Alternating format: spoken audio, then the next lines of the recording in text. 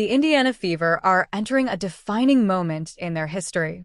With growing visibility in women's sports and Caitlin Clark's arrival boosting national attention, the team is seizing the opportunity to reshape its future. After years of rebuilding, the franchise is making decisive moves to become a top-tier WNBA contender once again. This offseason has been a whirlwind of change for Indiana.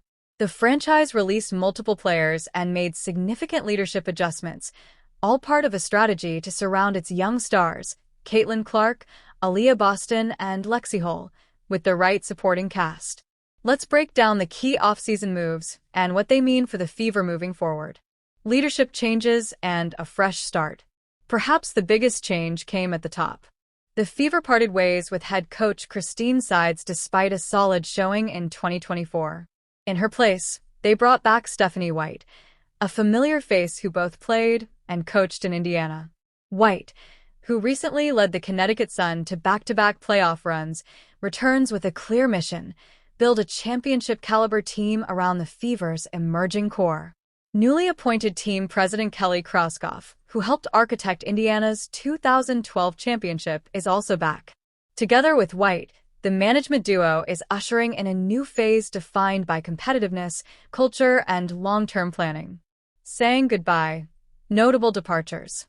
Building a contender often involves tough decisions, and the Fever made several by moving on from key players. One such player was 6 feet 4 inches center Temi Fagbenal. After returning from 4 years overseas, Fagbenal played an important role in 2024 but struggled with injuries and didn't quite fit the long-term vision. Despite averaging 6.4 points, 4.7 rebounds, and 0.7 blocks in under 19 minutes per game, Indiana chose not to protect her in the WNBA expansion draft. Fagbenal was picked by the Golden State Valkyries, the league's new team. Her departure creates a hole in Indiana's frontcourt depth, but it also frees up cap space to pursue better fits around Clark and Boston. Another significant move was parting ways with forward Nalissa Smith. The number 2 overall pick in 2022 showed promise, averaging 15.5 points and 9.2 rebounds in 2023. However, her role diminished with Clark's arrival, and her on-court chemistry with Boston raised concerns. Smith saw her minutes slashed in the playoffs and was eventually benched. Despite her potential, the Fever may seek a trade or release her altogether, prioritizing a more compatible frontcourt dynamic. Veteran guard Erica Wheeler was also let go. Once a key starter and one of the Fever's highest-paid players, Wheeler's role diminished drastically in 2024, playing behind Clark. She averaged just 14 minutes per game and shot below 40% from the field. At 33, her veteran leadership is valuable, but the Fever are focused on youth and efficiency. Wheeler enters free agency as the team redirects its cap space toward players better suited for the new system. Building around Clark, Boston, and Hull, the Fever's strategy centers around maximizing their young trio: Clark's playmaking, Boston's inside dominance, and Hull's energy and versatility. To do this, they need players who complement their styles, stretch the floor, and play high-IQ team basketball. Stephanie White emphasized this in her return, saying she's looking for players who are ultra-competitive, high character, and have a relentless work ethic. The Fever aim to build a culture driven by winning and unity, and roster moves will reflect those values. The impact of the expansion draft. The 2025 WNBA expansion draft, the first since 2008, further complicated roster planning. Each team could protect only 6 players. Indiana's choices left players like Fagbenal exposed.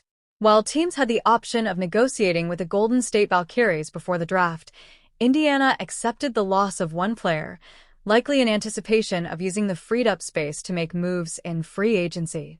With the expansion draft complete, Golden State added players such as Kate Martin and Veronica Burton, officially marking a new chapter in the league. Looking ahead, free agency and the future.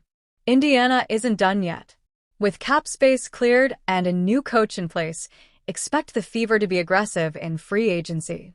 They're likely targeting versatile wings and bigs who can stretch the floor and defend multiple positions, all in service of surrounding Clark with a roster that amplifies her strengths.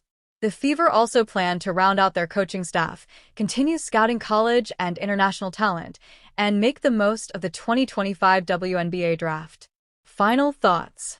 The Indiana Fever are evolving quickly. Parting with veterans like Smith, Wheeler, and Fagbennell signals a clear pivot to youth and chemistry. With Stephanie White's leadership, a strong front office, and the star power of Caitlin Clark and Aliyah Boston, Indiana is poised to make serious noise in the WNBA. Playoff success might still be a work in progress, but fans should feel optimistic. A new culture is taking root, one that aims to hang another championship banner in Gainbridge Fieldhouse.